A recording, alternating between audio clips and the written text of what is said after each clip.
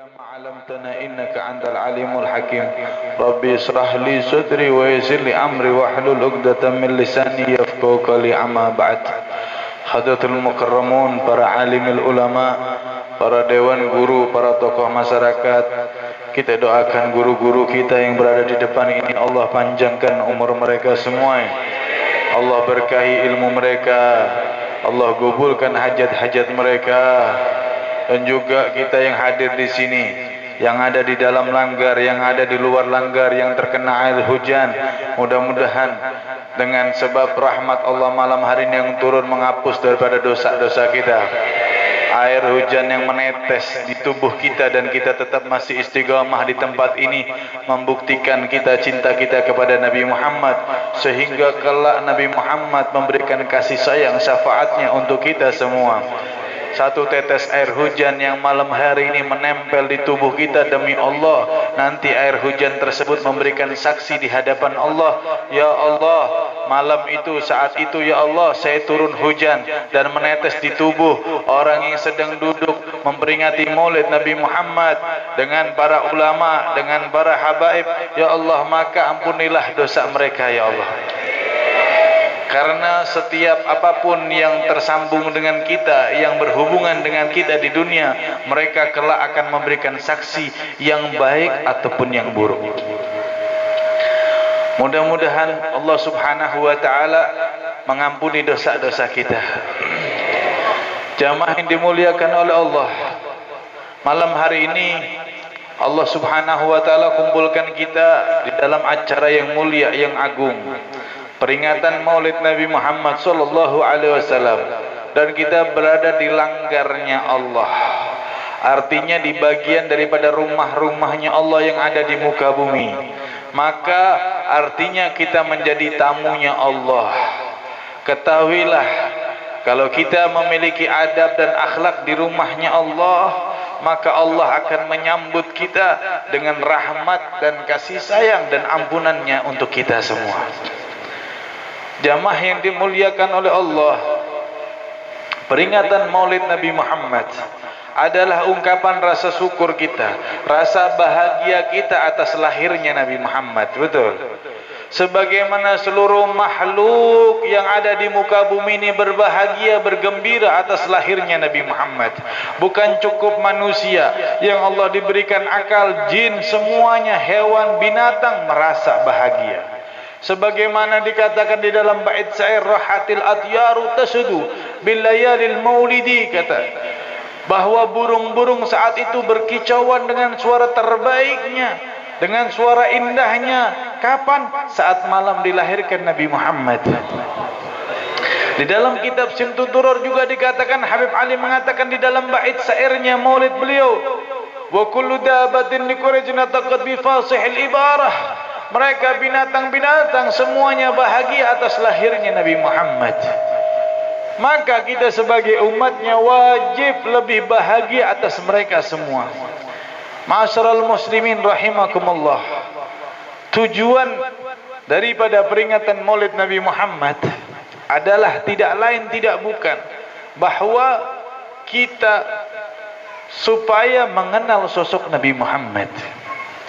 Tujuan kita memperingati Maulid Nabi Muhammad agar kita mengenal sosok beliau, mengenal akhlak beliau, mengenal budi pekerti beliau, mengenal kasih sayang beliau, mengenal daripada perjuangan beliau, sehingga kita jatuh cinta kepada Nabi Muhammad, sehingga kita mengikuti Nabi Muhammad, sehingga kita menghidupkan sunnah-sunnah Nabi Muhammad sallallahu alaihi wasallam. Jamaah yang dimuliakan oleh Allah Subhanahu wa taala, Al-Imam Ali karamallahu wajha ketika itu ditanya oleh sahabatnya, wahai Imam Ali, coba beritahu kami tentang ciri-ciri Nabi Muhammad. Maka Imam Ali menjawab dengan dua kalimat. Kata Imam Ali, man ra'ahu badihatan habah wa man khalisah ma'rifatan ahabah. Kata Imam Ali, kalau orang berjumpa dengan Nabi Muhammad, bertatapan dengan Nabi Muhammad, maka beliau akan merasakan, semua orang akan merasakan begitu haibahnya besar yang ada di diri dari Nabi Muhammad, begitu wibawa yang ada di dalam diri Nabi Muhammad sangat agung, sehingga dirasakan kawan maupun lawan. Dan sebaliknya kata Imam Ali, barang siapa duduk bersama Rasulullah, mengenal Rasulullah, mengetahui sejarah Nabi Muhammad, mempelajari akhlak Nabi Muhammad, maka demi Allah tidak mungkin kita tidak jatuh cinta kepada Nabi Muhammad. Inilah dua sifat atau perang apa yang dikatakan oleh Al-Imam Ali karamallahu wajhah. Beliau menggambarkan sosok Nabi Muhammad adalah manusia yang memiliki haibah luar biasa, sehingga sahabat kalau melihat Nabi Muhammad ataupun lawan melihat Nabi Muhammad sedang berjalan sendiri, maka mereka melihat seakan-akan Nabi Muhammad bukan jalan dengan sendiri, tapi bersama 1000 pasukan yang kuat, yang hebat. Itulah haibah Nabi Muhammad. Ini terjadi. Sahabat-sahabat Nabi, Bapak Ibu yang dimuliakan oleh Allah, ketika beliau duduk bersama Rasulullah, seperti halnya saat ini kita, ketika ada Rasulullah, sahabat-sahabat Nabi tidak sanggup memandang wajah Nabi Muhammad, tidak sanggup melihat wajah Nabi Muhammad. Kenapa? Karena cahaya yang ada di dalam wajah Nabi Muhammad terpancar sangat terang benderang. Karena haibah, wibawa yang ada di dalam diri Nabi Muhammad terpancar luar biasa. Begitu terangnya cahaya, sehingga Nabi Muhammad manusia satu-satunya yang tidak memiliki bayangan. Nabi Muhammad tidak memiliki bayangan. Kenapa? Karena bayangan itu ada ketika cahaya yang di atas matahari lebih besar daripada yang ada di bawah. Betul? Hukum kimia atau fisika atau apa itu? Ya, ketika cahaya matahari besar, maka yang di bawah ini tertimbul bayangan. Tetapi kalau cahaya yang ada di bawah lebih besar daripada cahaya matahari, maka tidak akan terjadi ada bayangan. Artinya Nabi Muhammad cahayanya sangat luar biasa. Bahkan matahari yang begitu terang benderang diciptakan daripada sedikit cahaya Nabi Muhammad. Ini sosok Nabi Muhammad. Begitu juga lawan merasakan, jamaah yang dimuliakan oleh Allah.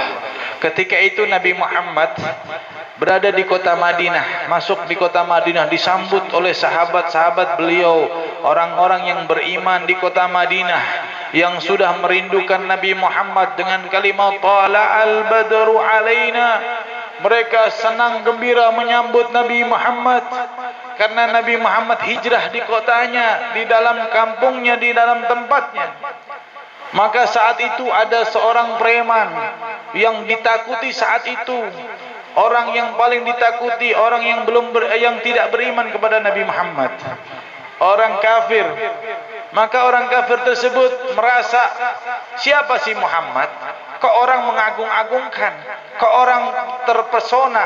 Kok orang merasa takut kepada dirinya? Sehingga ini orang mau menantang Nabi Muhammad, mau menantang duel Nabi Muhammad. Datang saat itu, melihat Nabi Muhammad sedang sendiri, ini orang kesempatan, ini kesempatan saya duel dengan Muhammad. Maka orang tersebut, orang kafir tersebut mendekati Nabi Muhammad. Ketika berhadapan dengan Nabi Muhammad senyum, bukan dalam keadaan marah. Nabi tahu dia datang ingin menantangnya. Nabi Muhammad senyum. Maka ketika berhadapan dengan Nabi Muhammad, itu orang bergetar seluruh tubuhnya, bergetar dengan getaran luar biasa. Sehingga saat itu Nabi Muhammad menenangkan, wahai fulan, saya ini Muhammad, saya ini manusia yang dilahirkan dari rahim wanita desa, makanan saya makanan kampung. Ini yang dikatakan Nabi Muhammad. Tapi tidak meredakan sedikit pun gemetar daripada orang tersebut. Kenapa? Karena haibah atau wibawa yang ada di dalam diri Nabi Muhammad. Kalimat yang kedua, Imam Ali mengatakan, barang siapa yang mengenal Nabi Muhammad, siapapun dia, kalau dia mengenal sosok Nabi Muhammad, maka dia akan jatuh cinta. Kalau dia duduk bersama Nabi Muhammad, maka akan timbul rasa cinta kepada Nabi Muhammad. Bagaimana tidak? Nabi Muhammad diciptakan tanpa ada kekurangan. Nabi Muhammad diciptakan tanpa ada jelek. Karena sallallahu alaihi wasallam ahsanun nasi khuluqa wa khalqa. Habib Ali menyatakan bahwa Nabi Muhammad itu sebaik-baik penciptaan Allah di dalam penciptaan wujudnya dan di dalam akhlaknya adalah Nabi Muhammad. Khuliqta mubarra'an min kulli aibin. Beliau diciptakan tanpa ada sedikit pun cacat atau kekurangan.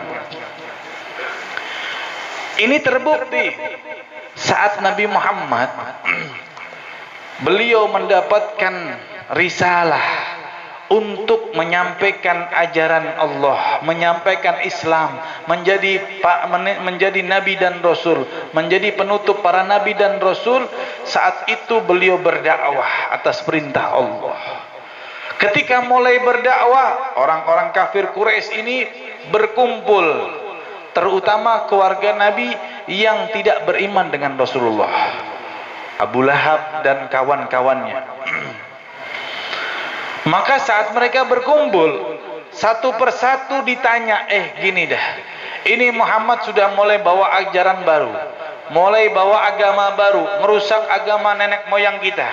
Ayo kita cari kesalahan Muhammad, lalu kita viralkan. Dicari saat itu, ditanya satu persatu orang-orang kafir Quraisy. Di antaranya Abu Lahab, paman Nabi, yang dia tahu dari mulai Nabi lahir.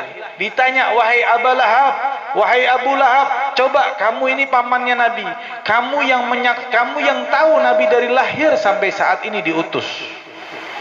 Maka mereka terdiam, tidak ada satupun kesalahan atau kekurangan Nabi Muhammad. Sampai mereka mengatakan wala kadbun ahad, walaupun berdusta sekalipun tidak pernah Nabi Muhammad. Terungkap tidak ada kejelekan di dalam diri Nabi Muhammad. Yang ada cuma keindahan dan akhlak Nabi Muhammad. Inilah Nabi Muhammad. Diakuin lawan pun mengakui kehebatan Nabi Muhammad. Allah memuji Nabi Muhammad. Banyak daripada ayat-ayat suci Al-Quran yang menyatakan, Allah berfirman bahwa laqad ja'akum rasulun min anfusikum azizun 'alaihi ma antum harisun 'alaikum bil mu'minina raufur rahim. Ini bagian sifat-sifatnya Nabi. Wa innaka la'ala khuluqil 'azim. Ini adalah pujian Allah. Semuanya berkaitan tentang sosok Nabi Muhammad yang indah. Dan yang luar biasanya lagi, Allah Tuhan kita, Allah pencipta alam, tidak memanggil nama Nabi Muhammad. Menghormati penghormatan dari Allah, pencipta Nabi Muhammad, pencipta alam semesta. Lihat ayat-ayat, Allah memanggil ya ayyuhar rasul, ya ayyuhan nabi, ya ayyuhal muzammil, dengan panggilan gelar, dengan panggilan yang indah kepada Nabi Muhammad. Makanya bagi kita haram hukumnya untuk memanggil nama Nabi Muhammad tanpa dengan Sayyiduna ataupun dengan yang lain. Hanya nama saja haram bagi kita.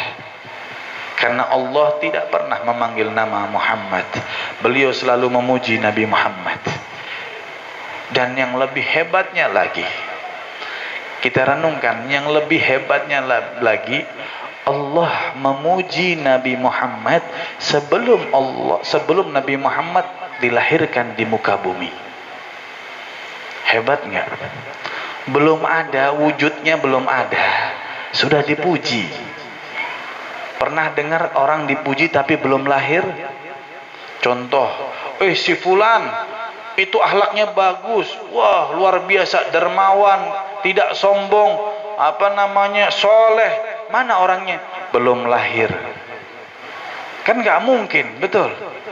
Semua orang dipuji ketika sudah lahir, sudah terbukti akhlaknya, sudah dipraktekkan akhlaknya, sudah teruji atas ujian Allah, maka orang memuji. Nabi pun sama, dipuji sama Allah setelah Nabi diutus, mendapatkan ujian dari Allah. Beliau bisa melewati rintangan tantangan dari Allah. Beliau sabar sehingga Allah memujinya di dalam ayat-ayat Al-Quran. Tapi Nabi Muhammad belum dilahirkan di muka bumi sudah dipuji oleh Allah. Inilah sosok Nabi Muhammad.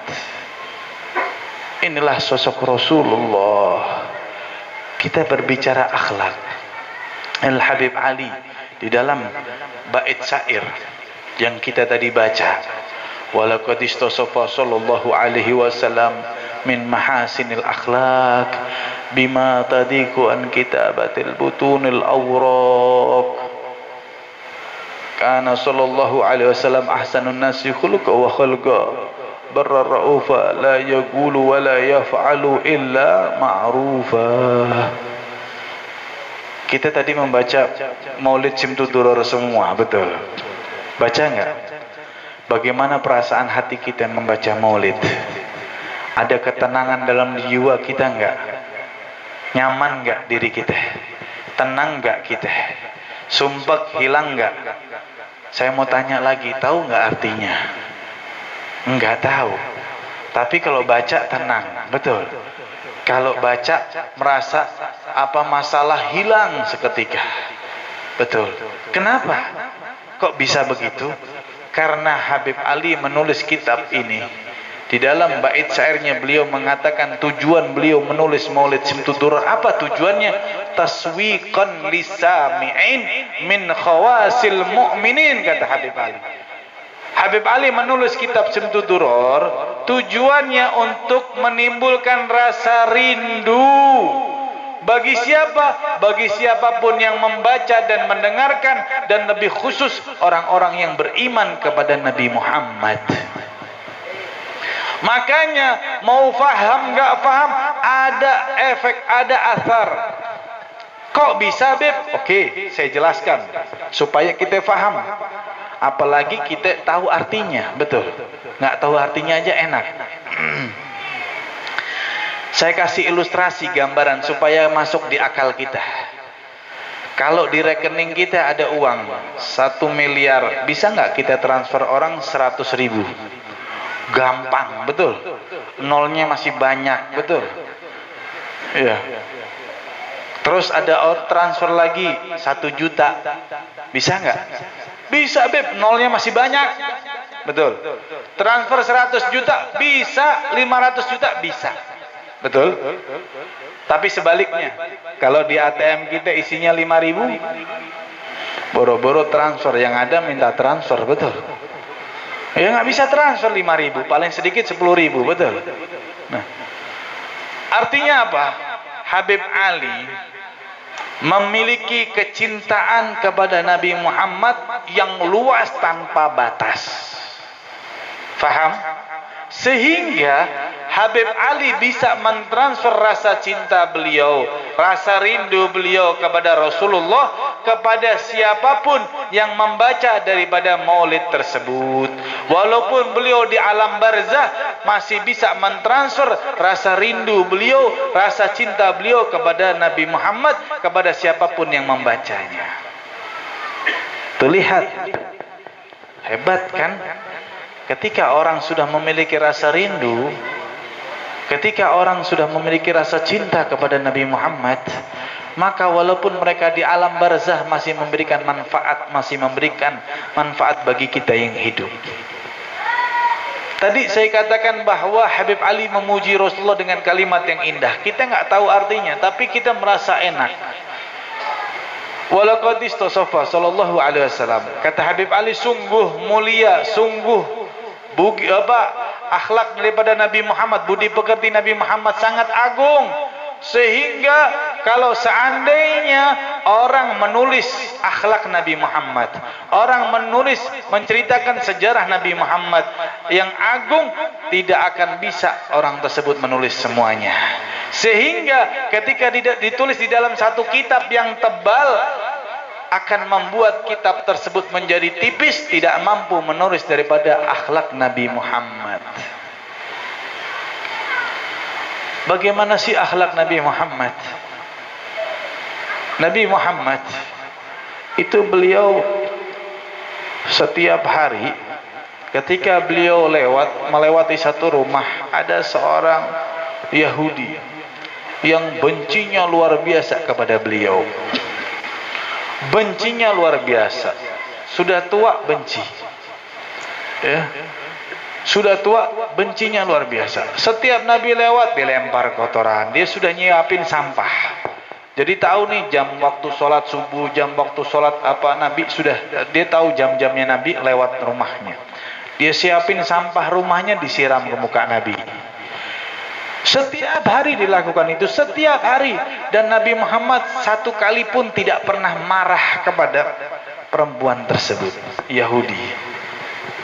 Maka satu ketika Nabi melewati tempat tersebut, nggak ada yang nyiram sampah. Kalau kita nggak ada yang gangguin, seneng nggak? Seneng, alhamdulillah, betul. Nabi enggak. Kalau Nabi bingung, kemana nih yang setiap hari melempar saya sampah?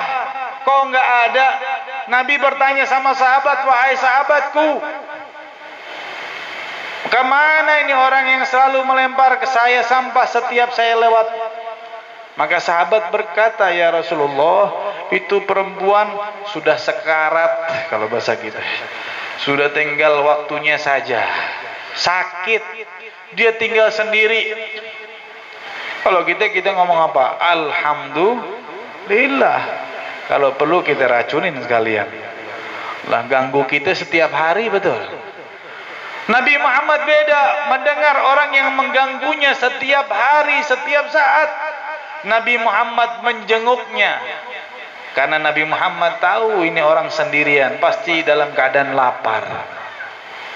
Maka Nabi Muhammad mengetuk pintunya, minta izin masuk, enggak dijawab. Ini nenek tahu kalau Nabi Muhammad yang datang, saking bencinya. Nabi membuka pintunya, Nabi menyapa, nek boleh saya masuk? Enggak dijawab. Sampai Nabi mengatakan, nek saya siapkan makanan ya, dibikinkan bubur gandum. Enggak dijawab. Sampai selesai bikin bubur gandum, Nabi suapin. Sampai Nabi kasih air, sampai kenyang. Enggak jawab terima kasih. Tetap diam nih orang dengan kebencian luar biasa. Selesai makan, minum, sudah kenyang, Nabi Muhammad membersihkan rumahnya.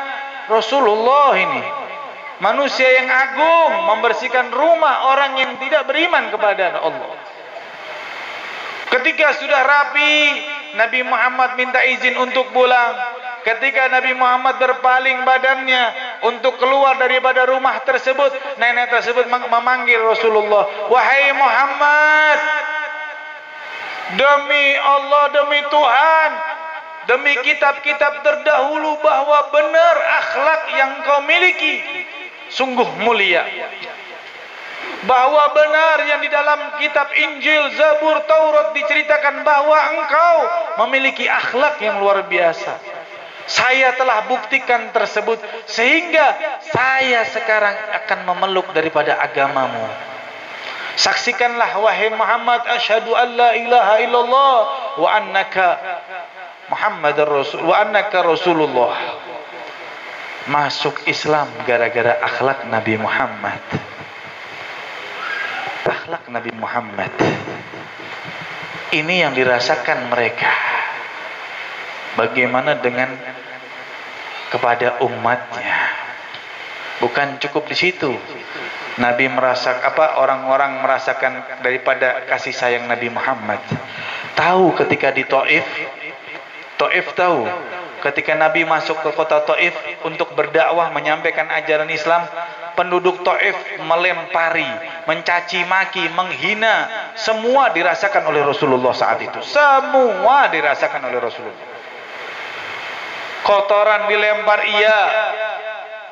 Semuanya, bahkan orang-orang gila dilepaskan saat itu untuk menyerang Nabi Muhammad. Sehingga saat itu Nabi Muhammad terkena lemparan batu di kening beliau, sehingga keluarlah darah dari kening suci beliau, kening yang selalu dibuat sujud untuk memohon ampunan daripada kita, untuk memohon keselamatan kita. Maka saat darah tersebut ingin menetes, darah dari kening suci Nabi Muhammad, darah suci Nabi Muhammad, ketika ingin menetes, Nabi Muhammad menahan darah tersebut. Sahabat bertanya, ya Rasulullah, engkau dicaci maki, engkau dihina, engkau dilempar, tidak sedikit pun keluar dari lisanmu kata-kata kotor, tidak sedikit pun keluar dari lisanmu ucapan-ucapan yang tidak enak. Sekarang kau tahan darahmu, apa maksudnya ya Rasulullah? Maka Nabi Muhammad menjawab, kalau seandainya satu darah menetes di muka bumi, maka demi Allah bumi akan murka akibat perilaku mereka. Kalau bumi murka, aku tidak sanggup menahan kemurkaan bumi, maka hancur ini penduduk. Lihat, ada yang melebihi akhlak seperti Nabi Muhammad? Ada yang seperti Nabi Muhammad? Beliau tahan darah tersebut supaya bumi tidak murka. Saat itu malaikat pun turun melihat Nabi Muhammad yang begitu sabarnya menerima daripada perilaku orang-orang Taif, sehingga malaikat berkata kepada Rasulullah, ya Rasulullah, izinkan saya melempar gunung kepada mereka. Bayangkan kalau gunung dilempar, habis mereka. Apa kata Rasulullah? Jangan. Bahkan Nabi berdoa, Allahumma hadi qaumin fa innahum la ya'lamun, kata Nabi. Lihat Nabi Muhammad sudah disakiti, sudah dicaci, sudah dimaki, masih mendoakan, ya Allah berikan hidayah kepada kaumku. Kaum yang mana? Mereka tidak beriman sama Nabi, mereka membenci Nabi Muhammad, masih didoakan oleh Nabi dengan bahasa kaumku. Sungguh indah doanya Nabi Muhammad. Kalimat yang kedua doanya Nabi, fa innahum la ya'lamun, sesungguhnya mereka tidak tahu wahai Allah.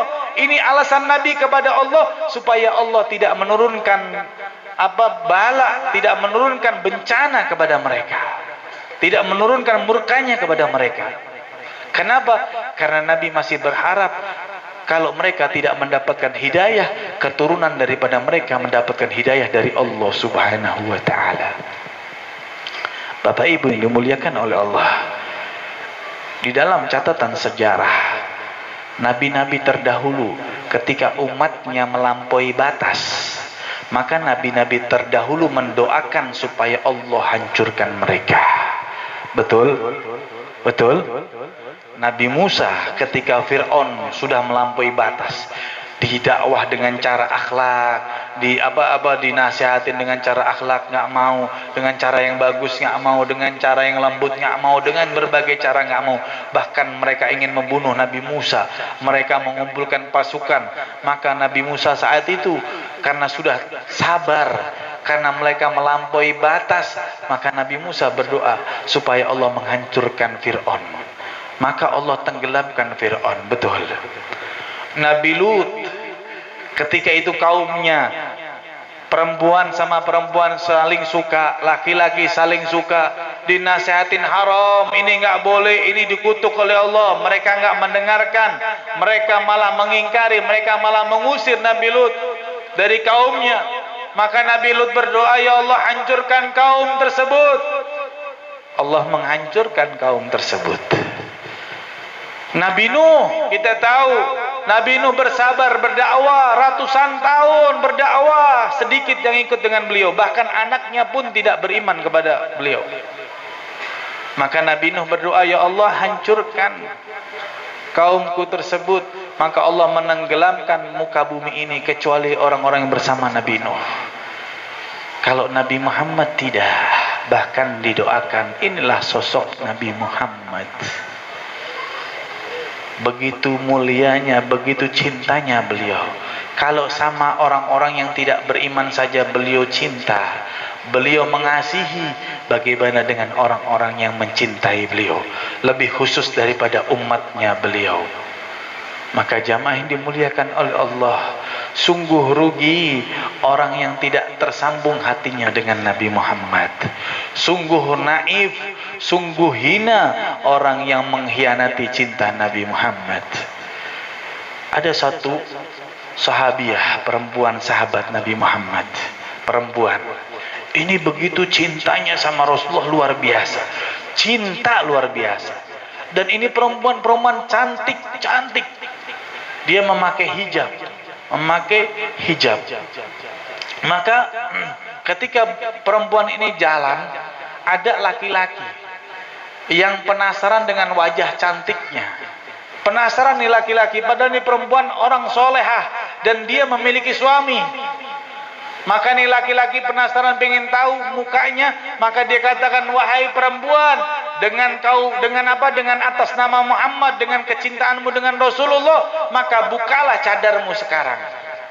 Ini perempuan bingung, buka jangan, tapi dia menjual nama Nabi Muhammad. Dia mengatakan, kalau kau cinta dengan Nabi Muhammad, buka. Maka perempuan tersebut tanpa disadari membuka daripada cadar beliau, sehingga terlihat wajah cantik beliau dan ditutup langsung, karena beliau tahu itu adalah tidak bagus. Penyesalan saat itu, dia pulang dalam keadaan menangis, menyesal dia membuka daripada wajahnya, penutup wajahnya. Maka dia sampai di dalam rumah, tanya kepada suaminya, ya suamiku, tadi saya begini. Karena dia menyebutkan cintaku kepada Rasulullah, maka saya tidak bisa menolak perbuatan tersebut. Maka tolong tanyakan kepada Nabi Muhammad, tolong sampaikan cerita ini kepada Nabi Muhammad, apa yang harus saya perbuat? Maka suaminya datang kepada Rasulullah, menceritakan kejadian tersebut dengan kejadian dari awal sampai akhir. Sehingga Nabi Muhammad mengatakan, kalau begitu ya, kalau dia benar-benar cinta sama aku, kata Nabi Muhammad, maka kau pulang sekarang ya, kau bikin tempat buat masak yang gede itu kawah ya, kawah kalau bahasa Banjar ya, kawah yang gede ya, kuali ya, pokoknya yang buat masak ya, masak kebuli tuh, molit yang gede ya, kamu isi air, bakar sampai mendidih. Nanti kalau sudah mendidih, suruh istrimu, kalau dia cinta sama aku, masuk ke dalam tersebut, biarkan dia tutup sampai beberapa saat, nanti kamu buka lagi. Ini suami bingung, ya Allah, istri saya mau dibakar, istri satu-satunya cantik lagi, ya Allah, nanti saya gimana? Dia mikir ini suami, tapi karena cinta sama Nabi Muhammad, dia pulang, wahai istriku, Nabi Muhammad menyampaikan salam, dan beliau mengatakan, kalau kau benar-benar cinta sama Rasulullah, maka kau masuk ke dalam kuali tersebut, kuali yang panas yang saya siapkan, kalau kau benar-benar cinta kepada Nabi Muhammad. Maka istrinya menjawab, kalau memang itu perintah dari Nabi Muhammad, kalau perintah dari Rasulullah, manusia yang paling saya cintai, saya siap. Tapi tunggu sebentar, saya ingin berdandan dulu, saya ingin mewangian dulu, karena ini adalah perintah daripada kekasihku Nabi Muhammad.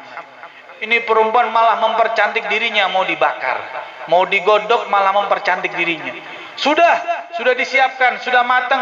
Ini dia perempuan, sudah cantik banget, sudah indah, sudah wangi. Dia menyeburkan dirinya, ditutup sama suaminya beberapa saat atas perintah Nabi Muhammad. Sehingga suaminya penasaran, ya Allah, jadi apa ini? Istri saya cantik-cantik jadi ayam goreng, ayam bakar. Pikirannya sudah begitu, habis dah, tinggal tulang doang ini. Maka ketika dibuka, itu istri masih utuh, masih hidup, dan tidak tersentuh sedikit pun panasnya air. Bahkan bajunya masih utuh, seakan-akan tidak terjadi apa-apa. Maka sang suami heran, balik lagi kepada Nabi Muhammad, ya Rasulullah, sungguh heran saya, kenapa istri saya masih hidup? Nabi tersenyum, begitulah keadaan pecinta sejati kepadaku, maka tidak akan masuk, tidak akan terbakar api di dunia dan api di akhirat. Orang yang cinta dengan Nabi Muhammad akan terlindungi daripada bahaya api di dunia dan di akhirat. Begitu keadaan mereka kepada Nabi Muhammad. Lalu bagaimana keadaan kita dengan Rasulullah? Bagaimana cinta kita kepada Nabi Muhammad? Al-Imam Malik ibn Dinar mengatakan, idza ahabba syai'un akthar min dzikrihi. Kalau orang mencintai Nabi Muhammad, banyak menyebutkannya. Pertanyaan di dalam diri kita masing-masing, lebih banyak mana kita menyebutkan istri kita atau Nabi Muhammad? Lebih banyak mana kita memuji suami kita atau Nabi Muhammad? Lebih banyak mana kita memuji artis-artis atau Nabi Muhammad? Lebih banyak mana? Kalau lebih banyak mereka, wallah, itu adalah sesuatu yang sia-sia. Tapi kalau lebih banyak kita menyebutkan Nabi Muhammad, maka beruntunglah kita. Maka jadi renungan kita, berapa banyak kita sholawat kepada Nabi Muhammad. Kalau masih sedikit, jarang, berarti cinta kita sudah mulai menipis kepada Nabi Muhammad. Kalau cinta kita sedikit kepada Nabi Muhammad, cinta kita kepada istri lebih besar, apakah istri kita lebih mulia dari Nabi Muhammad? Apakah suami kita lebih mulia daripada Nabi Muhammad? Apakah orang tua kita lebih mulia daripada Nabi Muhammad? Tidak. Yang paling mulia adalah Nabi Muhammad. Maka hilangkanlah semua cinta tersebut. Bersihkan hati kita. Tanamkan kepada diri kita cinta Allah, cinta Rasulullah. Sambung kembali cinta kita dengan Nabi Muhammad. Bersihkan hati kita supaya bisa bersentuhan dengan hati Nabi Muhammad. Karena hati yang kotor tidak akan bersambung dengan hati yang bersih. Sebagaimana air tidak akan bersambung dengan minyak. Jangan jadikan diri kita minyak sehingga tidak bersambung dengan air. Tapi jadikan diri kita air juga sehingga menyatu. Menyatu dengan siapa? Dengan hatinya Nabi Muhammad. Hilangkan dalam diri kita kesombongan, hilangkan dalam diri kita ria, hilangkan dalam diri kita kepelitan, hilangkan dalam diri kita iri, dengki, hasut dalam hati kita, maka insya Allah hati kita akan tersambung dengan Nabi Muhammad. Bayangkan kalau hati kita tersambung dengan Nabi Muhammad, maka hati kita akan tenang, hati kita akan nyaman. Kalau kita berhasil membahagiakan Nabi Muhammad, berhasil memberikan senyuman kepada Nabi Muhammad, bayangkan Nabi Muhammad tersenyum dengan perilaku kita. Nabi Muhammad bangga dengan ibadah kita. Nabi Muhammad bangga dengan harta kita yang kita sedekahkan. Nabi Muhammad bangga dengan kita taat kepada orang tua sehingga Nabi Muhammad tersenyum. Bayangkan kalau Nabi Muhammad senyum kepada kita, maka bayangkan bagaimana keadaan Allah sama kita. Allah mencintai Nabi Muhammad, otomatis siapapun yang berhasil membuat Nabi Muhammad tersenyum akan dibahagiakan oleh Allah di dunia dan di akhirat. Pasti. Begitu juga orang-orang yang menghinakan Nabi Muhammad. Begitu juga orang-orang yang berkhianat kepada Nabi Muhammad. Begitu juga umat yang tidak taat sama Nabi Muhammad sehingga membuat Nabi Muhammad sedih, kecewa, maka Allah akan murka. Maka tentukan pilihan di kita. Allah menyatakan inna auliya Allah la khaufun alaihim wa lahum yahzanun. Kata Allah, wali-walinya Allah tidak akan sedih, tidak akan takut. Bagaimana dia takut sedangkan dia selalu membuat Nabi Muhammad tersenyum? Bagaimana mungkin mereka merasa sedih sedangkan hidup mereka habiskan untuk berkhidmah kepada Nabi Muhammad? Bagaimana mereka merasa takut sedangkan waktu mereka habiskan untuk perjuangan Nabi Muhammad? Maka wajar bagi mereka kebahagiaan, ketenangan. Karena apa? Mereka selalu membuat Nabi Muhammad tersenyum.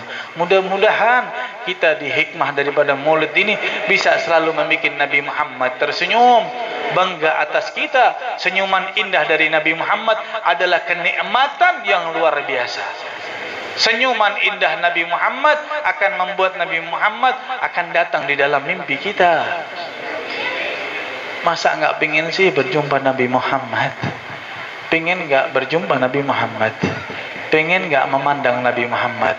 Pernah nggak kita merenung, ya Allah, saya sudah usia 30 tahun, saya sudah usia 40 tahun, dari umur 1 tahun sampai 40 tahun saya beriman kepada Rasulullah, tapi tidak satu pun tidak pernah memandang melalui mimpi berjumpa dengan Nabi Muhammad. Pernah nggak kita merenung seperti itu? 40 tahun kita jadi umatnya Nabi Muhammad, 40 tahun, 50 tahun kita jadi umatnya Nabi Muhammad, satu kali pun tidak pernah berjumpa Nabi Muhammad. 2 minggu kita tidak berjumpa dengan istri kita, rindu. 2 minggu kita tidak berjumpa dengan suami kita, rindu. 2 minggu tidak berjumpa dengan anak kita, rindu. Kenapa tidak ada kerinduan dengan Nabi Muhammad? Kenapa kita tidak bisa meneteskan air mata kerinduan kepada Nabi Muhammad? Kita kalau rindu dengan istri, meneteskan air mata rindu. Istri ketika rindu dengan suaminya, meneteskan air mata. Istri ketika rindu dengan anaknya yang sekolah jauh, meneteskan air mata. Kenapa tidak meneteskan air mata dengan kerinduan Nabi Muhammad? Air mata yang keluar karena dasar rindu kepada Nabi Muhammad, itulah air mata yang mulia. Itulah air mata yang akan menghapus dosa-dosa kita karena kerinduan kepada Nabi Muhammad. Mudah-mudahan air mata kita bisa keluar akibat rindu dengan Nabi Muhammad. Mudah-mudahan air mata kita bisa keluar karena dosa-dosa kita yang terlalu banyak sehingga kita takut akan adabnya Allah. Ya Allah, bersihkanlah mata kami ya Allah. Mata yang penuh dengan dosa, mata yang penuh dengan melihat yang haram, sehingga kami bisa memandang wajah yang mulia, wajah yang agung Nabi Muhammad di dalam mimpi kami ya Rabb. Ya Allah, inilah harapan kami ya Rabb, memandang wajah Nabi Muhammad walaupun melalui mimpi ya Allah. Kami rindu kepada Rasulullah, kami rindu kepada Nabi Muhammad ya Allah. Izinkan mata kami memandang Nabi Muhammad ya Allah. Ketika sakratul maut tiba, hadirkan kami bersama Nabi Muhammad, hadirkan kami bersama Rasulullah, sehingga kami meninggal dalam keadaan husnul khatimah. Kami meninggal dalam keadaan la ilaha illallah Muhammadur Rasulullah. Dari lisan kotor kami terucap kalimat la ilaha illallah Muhammadur Rasulullah atas dasar daripada diajarkan oleh lisan mulia Nabi Muhammad. Nabi Muhammad yang menuntun kami dalam kalimat tersebut sehingga kami mudah mengucapkan la ilaha illallah Muhammadur Rasulullah, dan nyawa kami pun lepas dalam keadaan kami beriman. Nyawa kami terlepas dalam keadaan kami tersenyum. Nyawa kami terlepas dalam keadaan kami diampuni oleh Engkau ya Rabb. Nyawa kami terlepas ya Rabb dalam keadaan kami ridha kepada Engkau, dan Engkau pun ridha kepada kami ya Rabb, dan kami berjumpa dengan Nabi Muhammad kembali di alam barzah, dan kami duduk lagi bersama Nabi Muhammad di alam barzah ya Rabb. Jadikanlah kami orang-orang yang selalu beruntung bersama Nabi Muhammad di alam dunia, di akhirat, dan di surga bersama Nabi Muhammad. Inilah harapan kami ya Rabb. Harapan kami yang duduk di sini ya Rabb, dengan keadaan hujanmu ya Rabb, dengan keadaan lelahmu ya Rabb, dalam keadaan capekmu ya Rabb, dalam keadaan laparmu ya Rabb. Tebuslah semua dengan kecintaan kami kepada Nabi Muhammad sebagai tebusan dosa-dosa kami ya Rabb. Jangan keluarkan kami ya Rabb kecuali Engkau telah mengampuni dosa-dosa kami semua ya Rabb. Jangan keluarkan kami dari tempat ini ya Rabb kecuali Engkau telah menambahkan kecintaan kami kepada Nabi Muhammad, kecuali Engkau telah menghubungkan kami, hati kami dengan Nabi Muhammad, kecuali Engkau telah menjadikan anak-anak kami anak-anak yang soleh dan solehah. Ketika kami telah Kau jadikan kami istri-istri yang solehah, Kau jadikan suami-suami kami suami yang soleh ya Allah. Biha ya Allah, biha ya Allah, bi husnul khatimah. Wa sallallahu ala sayyidina Muhammadin wa ala sahbihi sallam. Alhamdulillahi rabbil alamin. Wa alaikum warahmatullahi wabarakatuh.